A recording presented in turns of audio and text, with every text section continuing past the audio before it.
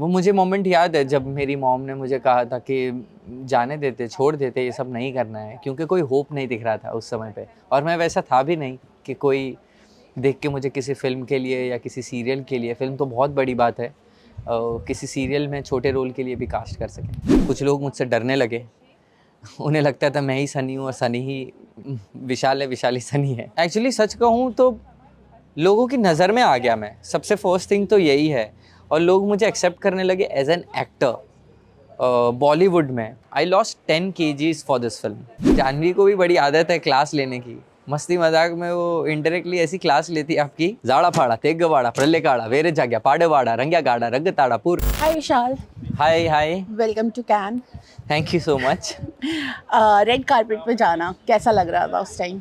Blessing थी। I was really blessed, I am so grateful, I am so proud of my self that I have reached this stage in my life, and it's a validation and I feel super proud of myself. उस time क्या चल रहा था दिमाग में?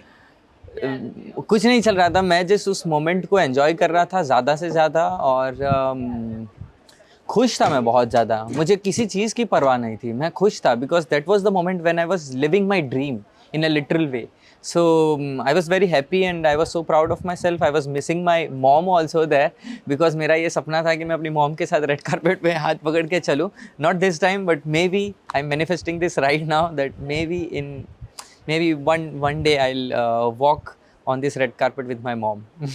एक और सपना था आपका, मॉम को फ्लाइट में लेकर जाने का। जी हर एक मिडिल क्लास फैमिली के लोगों को या लोअर मिडिल क्लास फैमिली से जो भी बिलोंग करते हैं उन सभी लोगों को एक ये सपना होता है कि वो कभी फ़्लाइट में बैठेंगे। और मेरा भी ये एक सपना था कि मैं कभी अपनी मॉम को, मैं जब भी मैं फ़र्स्ट टाइम फ़्लाइट में बैठूँगा मैं अपनी माँ को साथ में लेके जाऊँगा।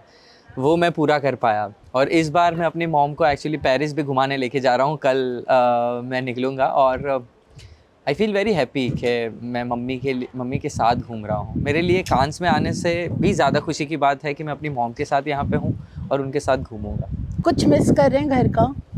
खाना, यहाँ पे फ्रांस में वेजिटेरियन लोगों को खाना ढूंढना बड़ा मुश्किल हो रहा है और जो भी है बहुत ही टेस्टलेस है। तो I am struggling with that. तो फूड में बहुत ज़्यादा मिस कर रहा हूँ। कुछ कैरी किया था साथ में कि थेपला। बीइंग टिपिकल गुजराती, और थेपला तो आई थिंक साथ में होना ही चाहिए। और अचार। अचार, थेपला, मिर्ची। अभी ना हम थोड़ा सा पीछे जाएंगे करियर की स्टार्टिंग में। ये नहीं लाइफ में। यस बताइए। तो आपके एक्टिंग करियर की जर्नी कैसे शुरुआत हुई थी? क्या एक मोमेंट था जब लगा कि मुझे एक्टर बनना है? मैं actually as a background dancer काम करता था 2009-10 में, और तब मुझे ऐसा लग रहा था कि मैं यहाँ बिलोंग नहीं करता और मैं जो चाह रहा हूँ वो ये नहीं है। I was not happy there fully. I was enjoying, मैं डांस को एन्जॉय करता हूँ बट स्टिल मुझे वो सेटिस्फेक्शन जो मुझे एक्टिंग में लगा वो नहीं मिला। सो आई थॉट कि आई think this is not for me. Also I saw one acting class there and I got very fascinated by the word acting. Okay, then I joined my acting class और मेरा झुकाव acting के प्रति इतना बढ़ गया और इतना प्यार मेरा बढ़ गया कि मैं कंटिन्यूसली मैं वहाँ पे बहुत दिल से काम करने लगा। तो जहाँ पे मुझे सिर्फ 3 दिन क्लास लेने थे मैं 6 दिन ले रहा था। मैं एक्स्ट्रा काम कर रहा था, मैं पूरा भीग जाता था। साइकिल पे मैं जा रहा था, बारिश आ रही थी, मेरे साइकिल पूरी पानी में भीग जाती थी। तब भी मुझे याद है कि मैं पूरा गीले बदन के साथ, अपने गीले कपड़े के साथ मैं एक्टिंग क्लास गया और मैंने वो क्लास कंप्लीट किया। ऑल्सो अच्छा आपने ये बात निकाली, मुझे आज यहाँ पे जब मैं खड़ा हूँ मुझे अपने लाइफ के हर एक फर्स्ट डे बहुत याद आ रहे हैं। जिस दिन मैंने फर्स्ट टाइम सुना था मेरी मॉम से कि हमने एक्टिंग क्लास ज्वाइन किया है, जब मैं फर्स्ट टाइम एक्टिंग क्लास गया, जब मैंने अपने आप को फर्स्ट डे टेलीविज़न में देखा था, जब मेरी फर्स्ट फिल्म थी मर्दानी 2। तो आई थिंक ये सारी चीज़ें मुझे आज याद दिला रही है बिकॉज उस समय आपको कुछ नहीं पता होता आप कहाँ पे पहुँचने वाले हैं, और आज हम यहाँ पे खड़े हैं। I think this is the sign, if you dream you can achieve it. और मैं स्ट्रांगली बिलीव करता हूँ और मैं हर एक मेरे देखने वाले लोगों को भी ये ज़रूर कहना चाहूँगा कि don't worry about the situations. वो हार्ड टाइम्स आते रहेंगे आपके लाइफ में, बट आप अपने ड्रीम से स्टेप बैक मत करो, सपने देखने में कंजूसी मत करो, 100% दो, एक्स्ट्रा ऑर्डिनरी बन जाओ। बट एक बार ये सब करने के बाद ना आपको एक्चुअली जहाँ पहुँचना है वहाँ पे आप पहुँच पाते हो। तो कीप वर्किंग हार्ड। मुश्किल है, इजी नहीं है, मुश्किल है, बहुत मुश्किल लगता है, पर फिर आप ऐसे कपड़े पहन के चश्मे वश्मे लगा के कॉन्फिडेंस के साथ आप ऐसे इंटरव्यू भी कर सकते हैं। किस एज में आपने एक्टिंग स्टार्ट की थी? मैंने एक्टिंग की शुरुआत की जब मैं 15-16 साल का था। और बैकग्राउंड डांसर जो आपने बोला वो कहाँ पर था? मैं एक रियलिटी शो है आता था तब, सारेगामापा लिटिल चैम्प्स, और उसमें सलमान सर, आसिन मैम और अजय देवगन सर आए थे अपनी एक फ़िल्म का प्रमोशन करने, और मैं उनके पीछे लाइन में खड़ा था, और आई थिंक सबसे लास्ट में पीछे खड़ा था, मैं दिखा भी नहीं था कभी। I think friction of second के लिए शायद दिखा रहूँगा। तब मैंने अपने आप को वहाँ पे देखा था। तो यस, ये वही मोमेंट था मेरे लिए, मतलब पीछे, और मैं बड़ा आई थिंक ऑलमोस्ट मैं रोने जैसा हो गया था, क्योंकि मुझे बहुत ही पीछे खड़ा किया था। वो सफ़र कैसे तय किया आपने? वो मोमेंट क्या था जब आपने एज अ बैकग्राउंड डांसर उसके लिए कुछ चूज़ किया गया था? कोई ऑडिशंस हुए थे? बैकग्राउंड डांसिंग के लिए हमें अपने डांस क्लास से लेके गए थे, और वहाँ पे ऑडिशन हुआ था। तो एक्चुअली मेरी हाइट उन बच्चे जो भी थे उन सभी लोगों में सबसे ज़्यादा मैं टॉल था। तो मुझे काफ़ी सारे डांस परफॉर्मेंस से निकाल गया, क्योंकि मैं बहुत ग्रेट परफॉर्म भी नहीं कर पा रहा था एक्चुअली, और मेरी हाइट भी ज़्यादा थी। तो उन्होंने मुझे एक ही डांस सॉन्ग पे रखा था और एकदम लास्ट खड़ा कर दिया, और वो मेरे लिए बहुत ही इमोशनल मोमेंट था। मुझे बहुत ही रोने जैसा फील हो रहा था, और काफ़ी तकलीफ़ हुई थी मुझे जब मुझे पता चला कि मैं आगे नहीं दिखूँगा, और ये बड़ी दुःख वाली बात थी मेरे लिए। जब घर वालों को बताया कि मुझे यही करना है, मुझे अभी डांस हो गया, अभी मुझे एक्टिंग क्लासेस ज्वाइन करनी है, उनका रिएक्शन क्या था? वो खुश थे। शुरू में सभी लोगों को इतनी सीरियसनेस नहीं थी कि ये शायद सच में अच्छा करेगा। बट मेरी ज़िद ज़रूर थी कि मुझे नहीं पता है मैं कैसे आगे पहुंचूंगा। ये एक बहुत बड़े क्वेश्चन मार्क के साथ में आया था। मुझे पता था ये जर्नी ज़रा भी इजी नहीं रहने वाली है, बट मुझे ये ज़रूर पता था कि मैं कर लूँगा। कैसे करूँगा मुझे नहीं पता था। मेरे पास कोई सोर्सेज नहीं थे, कोई कॉन्टैक्ट्स नहीं थे, मेरे पास कुछ भी नहीं था। बस मुझे इतना पता था, मेरा एसेट ही ये था कि मुझे करना है। That's it. So first time जब रिजेक्शन फेस करना पड़ा, उस टाइम क्या रिएक्शन? हाँ, देखिए, रिजेक्शन एक्चुअली आपको इसकी आदत डालनी पड़ती है। Failure is a stepping stone to success, is what I believe. जितने ज़्यादा मैंने फेलियर देखे हैं लाइफ में, मैं कितने सारे ऑडिशंस मैंने किए होंगे लाइफ में, और शायद जब मैं 100 ऑडिशन करता था तब शायद 3 या 4 प्रोजेक्ट के लिए मैं सिलेक्ट होता था। तो रिजेक्शन शुरुआत में लेना तो बड़ा टफ हो जाता है किसी भी एक्टर के लिए, but then it becomes part of your process. क्योंकि आप देखेंगे हर एक एक्टर जो स्ट्रगल कर रहे हैं, हर एक एक्टर जो मेहनत कर रहे हैं अपने काम पे, उन्हें सबसे पहले ये सीखना बहुत ज़रूरी है कि it is okay to fail. तो मुझे धीरे धीरे उसकी आदत पड़ गई। Just give the audition, just do your work and just forget about it. जब फर्स्ट टाइम हुआ तो उस टाइम कुछ चला दिमाग में कि अब करूँ नहीं करूँ, प्लान बी है? एक समय ऐसा आया था जब मेरी मॉम ने ही मुझे कहा था कि तू छोड़ दे। इसलिए नहीं क्योंकि वो मुझे डिमोटिवेट करना चाहते थे या वो सोचते थे कि नहीं हो पाएगा, बट वो मुझे इस तकलीफ़ में नहीं देख पा रहे थे। क्योंकि मैं बड़ा टेंशन लेता था कि मैं इसमें सिलेक्ट नहीं हो पाया, मेरे लिए ये काम नहीं है। तो वो मुझे मोमेंट याद है जब मेरी मॉम ने मुझे कहा था कि जाने देते, छोड़ देते, ये सब नहीं करना है, क्योंकि कोई होप नहीं दिख रहा था उस समय पे, और मैं वैसा था भी नहीं कि कोई देख के मुझे किसी फ़िल्म के लिए या किसी सीरियल के लिए, फ़िल्म तो बहुत बड़ी बात है, किसी सीरियल में छोटे रोल के लिए भी कास्ट कर सकें। फिर उससे कैसे डील किया? सीख गया। 50 रिजेक्शन जब होते हैं तो आप धीरे धीरे उसकी आदत लग जाती है। जब ज़्यादा दुख होता है, या तो आप दुख से डर के आप क्विट कर देते हो, या तो फिर उस दुख के साथ जीना सीख जाते हो। टीवी की शुरुआत कैसे हुई? टीवी की शुरुआत मैं पहले नुक्कड़ नाटक वगैरह करता था। मैं स्ट्रीट प्लेस मैंने किए हैं, और स्टेशन पे मैंने काफ़ी प्लेस किए हैं। इन सब के बाद मुझे एक बार एक परवरिश करके एक शो आता था, उसमें मुझे एक कैमियो जो लड़का कर रहा था उसके भी पीछे खड़े रह के लाफ्टर देने का एक शॉट था और मैं वहाँ पे वो कर रहा था। तो टीवी की शुरुआत वैसे हुई, बट अगर मैं आपको बताऊं कि मेरे टीवी की जर्नी एक्चुअली कब शुरू हुई, जब जब मुझे महाराणा प्रताप में अकबर का रोल मिला था, उसके बाद people started knowing me by face. तो आई थिंक टीवी वहाँ से शुरुआत हुई। और टीवी से फिल्म का सफ़र कैसे हुआ? ये ऑटोमेटिकली हुआ, आई डोंट नो, मैंने कभी ऐसा नहीं किया कि now I don't want to do TV, now I switch my self to films. ये कभी प्रोसेस नहीं था, ये ऐसा था कि मैं हर जगह पे ट्राई कर रहा था और उसमें मेरा नंबर लग गया। ऐसा नहीं कहूँगा कि मैंने मेहनत नहीं की, मैंने उस ऑडिशन के लिए बहुत मेहनत की। I think the toughest audition of my life was audition for Mardaani 2। Okay, वहाँ पे हर एक तरीके से आपको जाना गया, आपको टेस्ट किया गया, ना कि सिर्फ एज एन एक्टर, बट आप देखा गया कि कैसा ये पर्सनालिटी है, किस तरीके का पर्सन है। और ये जो रिस्पॉन्सिबिलिटी इतनी बड़ी थी, उसके लिए ऐसा ही कोई पर्सन चाहिए था जो मेंटली ये सारे लोड को ले सके और ये जो रिस्पॉन्सिबिलिटी ले सके इतने बड़े किरदार को निभाने के लिए। तो ज़रूर ये प्रोसेस था मेरा, आई थिंक, फिल्म के लिए। सो वो रोल जो सनी का रोल था वो इमोशनली काफ़ी टैक्सिंग रोल था, तो उसकी प्रिपरेशन कैसे की आपने? काफ़ी सारे टूल्स थे, जैसे मैं हमेशा कहता हूँ और ये नाम लेना ज़रूर पसंद करता हूँ, very senior producer director of our film industry, the owner of Yash Raj films. जब मैं आदित्य चोपड़ा सर से मिला था फर्स्ट टाइम, तो उन्होंने मुझे एक बात बताई थी कि just surrender yourself to the director, और वही गुरु मंत्र मैं आज तक अपनाता हूँ। मैं हर बार यही चीज़ करता हूँ। तो सबसे पहला तो प्रोसेस ही ये था, फिर मेरे पास एक बहुत बड़ा वेपन था, मेरी स्क्रिप्ट।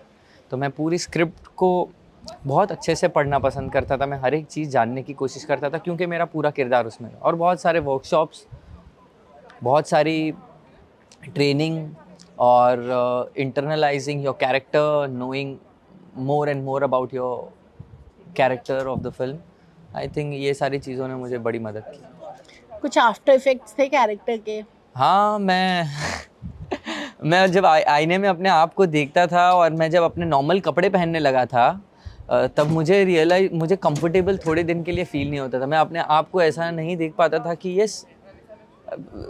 ये विशाल है। मुझे ऐसा लगता था कि स्टिल कुछ तो अनकम्फर्ट है, क्योंकि मैं 3-4 महीने उसी किरदार के रोल में था, किरदार के कपड़ों में था।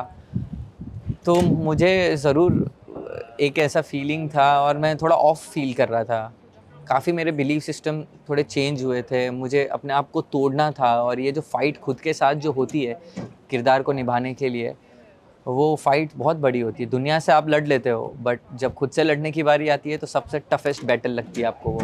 आई थिंक जब एज एन एक्टर आपको हर एक तरीके से अपने आप को इन्वेस्ट करना पड़ता है, ना कि फिज़िकली, मेंटली, इमोशनली। और ये सारी चीज़ें बड़ी ड्रेनिंग हो जाती है जब आप पूरे पूरे दिन शूट पे काम कर रहे हो और आप वो किरदार बन रहे हो।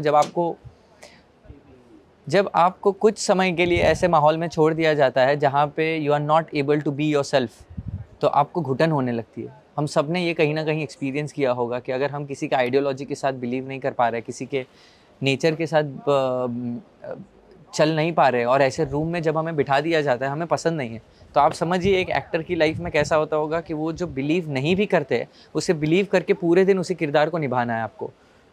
तो it is very difficult journey, physically, mentally, emotionally, और बहुत सारे तरीक़ों से जो आई थिंक वर्ड्स में फ़िलहाल नहीं पता है, बट जो एक एक्टर पूरे लाइफ जीता है। इस रोल के बाद लोगों का नज़रिया आपके लिए कैसे बदला, इंडस्ट्री में या पब्लिक?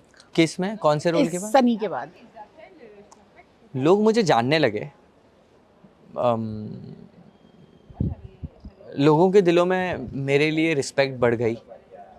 लोग मुझे एक अच्छे कलाकार की नज़र से देखने लगे। कुछ लोग मुझसे डरने लगे। उन्हें लगता था मैं ही सनी हूँ और सनी ही विशाल है, विशाल ही सनी है।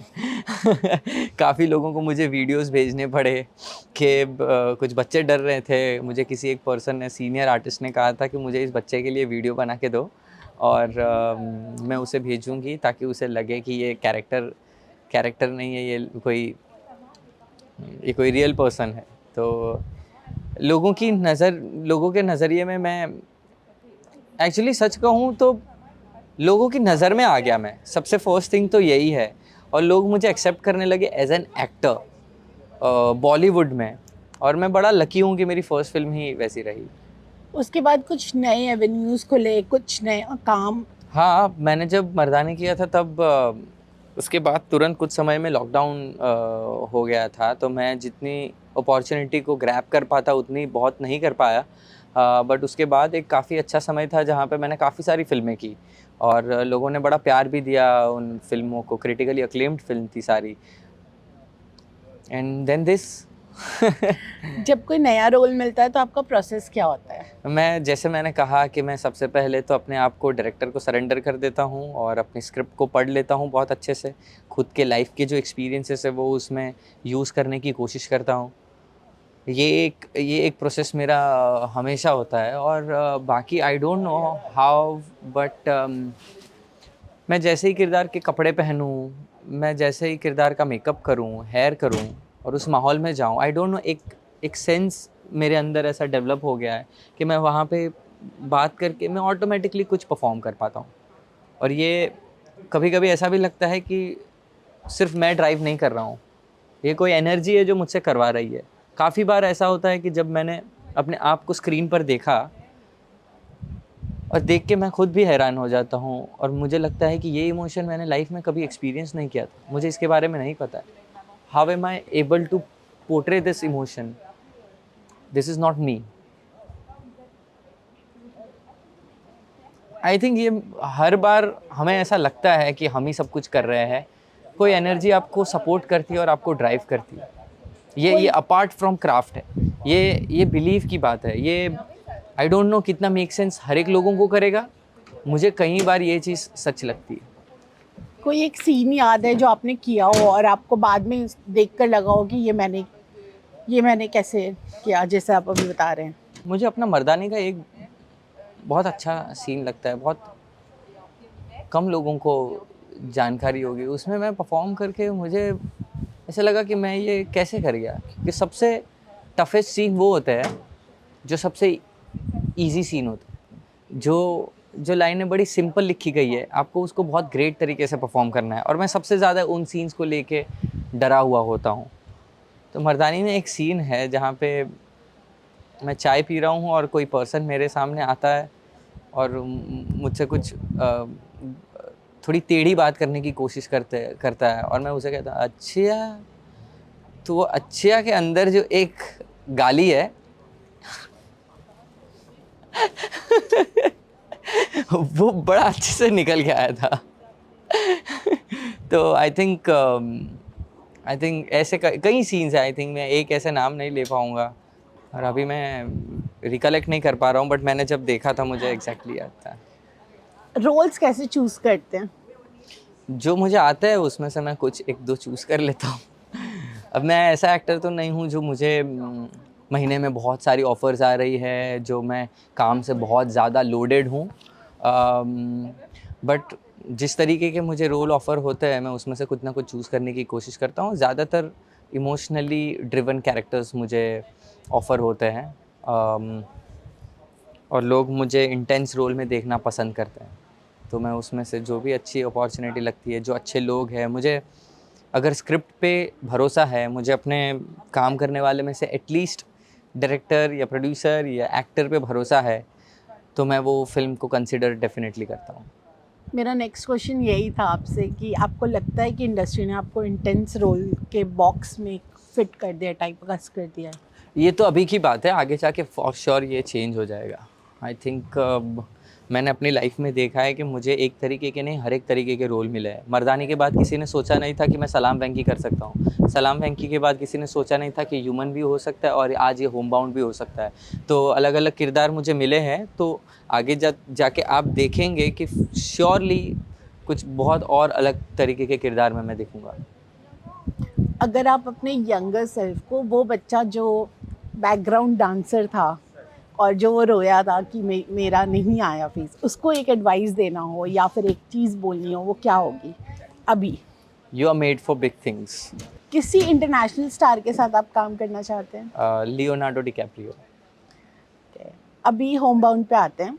कैसी थी जर्नी, क्या हुआ, कैसे हुआ, कॉल आई? मेरे लिए ऑडिशन प्रोसेस था अगेन, और तब मेरा एक्चुअली लेग इंजर्ड था, मेरा राइट लेग। मेरा घर पे ही एक एक्सीडेंट हुआ था, और मुझे टेंडन कट था, और मुझे इसी के बीच में कुछ ऑडिशंस करने थे। तो मैं जा रहा था बिना इसकी परवाह किए, स्टिचेस के साथ। देन ऑपरेशन हुआ, ऑपरेशन के बाद मैं अगेन ऑडिशन करने गया, और मुझे तब तक सिर्फ इतना पता था कि नीरज सर डायरेक्ट कर रहे हैं इस फिल्म को, और धर्मा प्रोड्यूस कर रहे हैं इस फिल्म को, करण जौहर सर। तो मैंने ऑडिशन देने की कोशिश की, और ना कि सिर्फ फिज़िकली मेंटली, बट मैंने बहुत ही मेडिटेशन भी किया, मैनिफेस्ट भी किया। सबने गुड वाइब्स भेजे कि यूनिवर्स मेरी बात को सुने और मुझे इस रोल के लिए कास्ट करें। हमने मन्नतें मांगी, और वो मन्नत हमारी पूरी हुई। आज मैं यहाँ पे खड़ा हूँ, मन्नत पूरी हुई, और हम भगवान के दर्शन करने भी गए गुजरात में।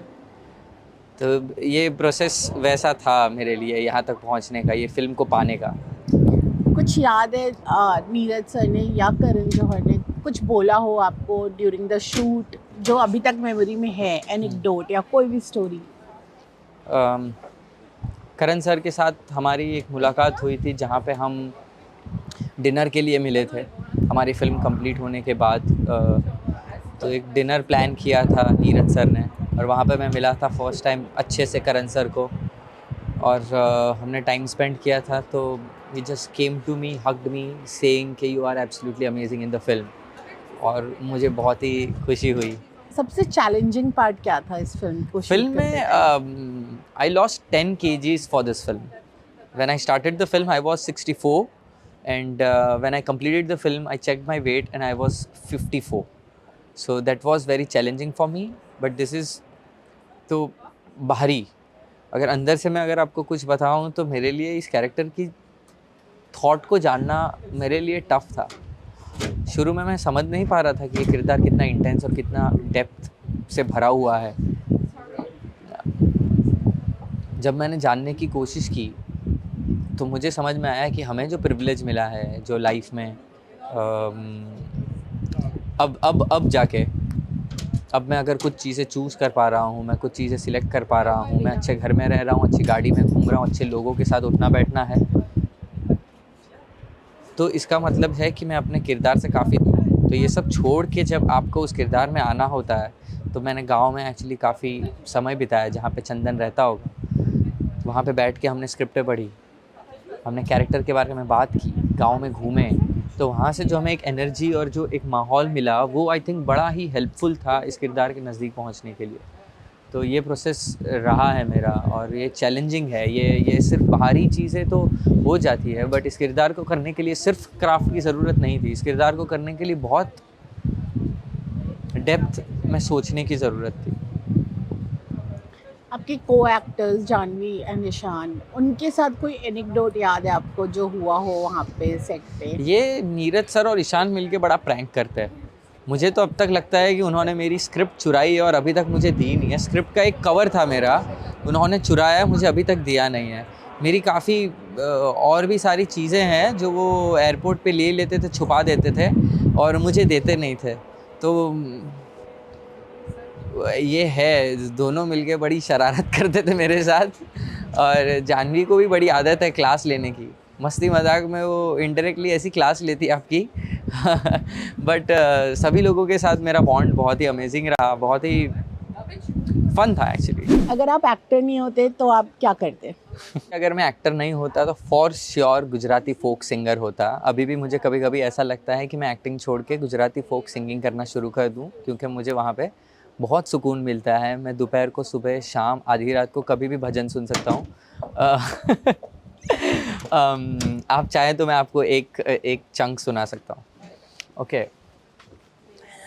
हांदा धोड़ी या પાંજરા વાળા હાકડેથી બાગ છૂટા બાગ બોલી ગામડામાંથી આ હાક બાગ छूटा सिंह काल जाड़ बछूटा पे नाक जान टूटा आसमान केरा फूटा जमी ताक जाड़ा फाड़ा तेगवाड़ा प्रले काड़ा वेरे जाग्या पाड़वाड़ा रंग्या गाड़ा रगताड़ा पुर होगणा उढेड़ा वाहे वादड़ारा नोर फरे पड़े ताड़ी बंदूकाड़ी वाग्या रण तुर केकारा जण की कड़ी ठण की पाखरा कड़ी जण की जरदा खाक उठी या जुदार रण की सिंधवा राग ठण की उठी या रोगा डण की मामले हुरा करे मार मार मार मार मार मार मार मार